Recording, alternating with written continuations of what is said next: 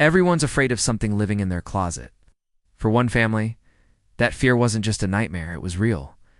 And what they found when they finally opened that door was something they were never meant to see.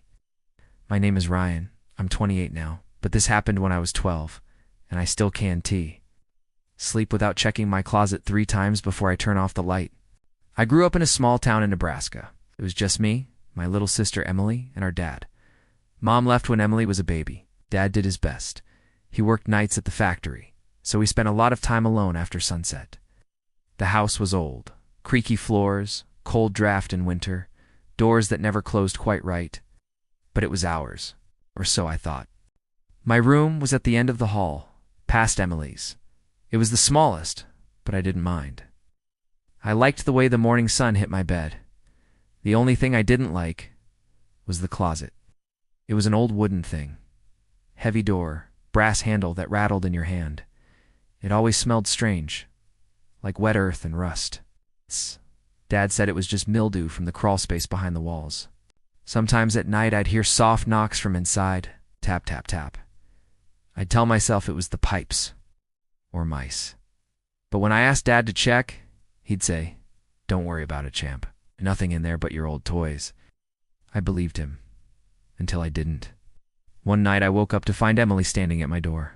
She was 5, small, pale, wearing her faded bunny pajamas. "Ryan," she whispered, "your closet's talking again." Sat up. "What?" She pointed at the door. "It says your name. It wants you to come inside." I wanted to yell at her to stop, to go back to bed. But her eyes were wide and glassy, like she was listening to something only she could hear. I waited until Dad came home. I told him everything. The knocking, Emily hearing voices. He sighed, rubbed his eyes, and got his flashlight. He opened the closet. Just clothes, boxes of old shoes. He knocked on the back wall, solid wood.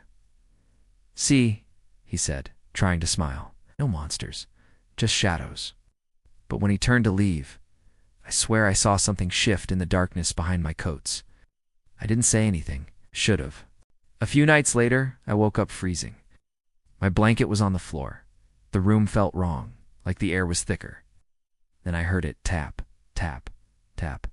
But this time, it wasn't coming from inside the closet. It was coming from behind the closet wall.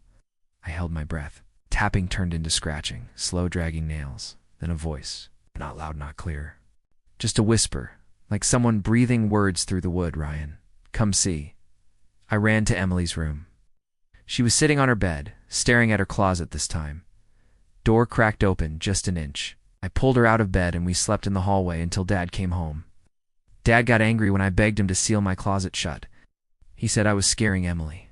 But that night, he agreed to sleep in my room to prove it was nothing. He fell asleep quick, he always did. I lay there with my eyes on the closet door. It was shut tight. But around 2 a.m. I heard the knob rattle. I turned to wake Dad, but he was gone. The blankets beside me were cold. "The door was open, Dad," I whispered. I heard his voice, but it was coming from inside the closet. Muffled. "Strange, Ryan. Come help me." I crawled to the closet door. I pressed my ear to it, and something pressed back. Cold, damp.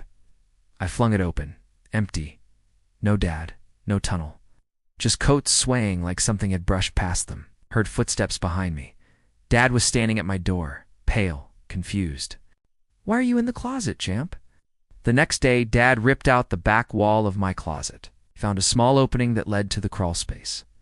A gap none of us knew was there. It was pitch black and smelled like rot.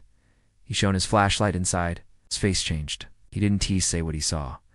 But he told me and Emily to pack our bags. We stayed at a motel that night. The next morning, the landlord sealed the crawlspace shut with new boards and paint. We moved out a month later. I wish that was the end. But the night before we left for good, I looked inside one last time, scratched into the new boards. Deep, fresh scratches were 3 words. "Ryan, come back." Sometimes I still hear it when I can't sleep. A soft tap on my closet door, no matter where I live. Tap, tap, tap. So if you ever hear it too, don't open it. Some doors should stay closed forever. This is Midnight Lore, where nightmares come alive. If you hear a knock tonight, remember, not every door should be opened. Subscribe for more true horror, if you dare.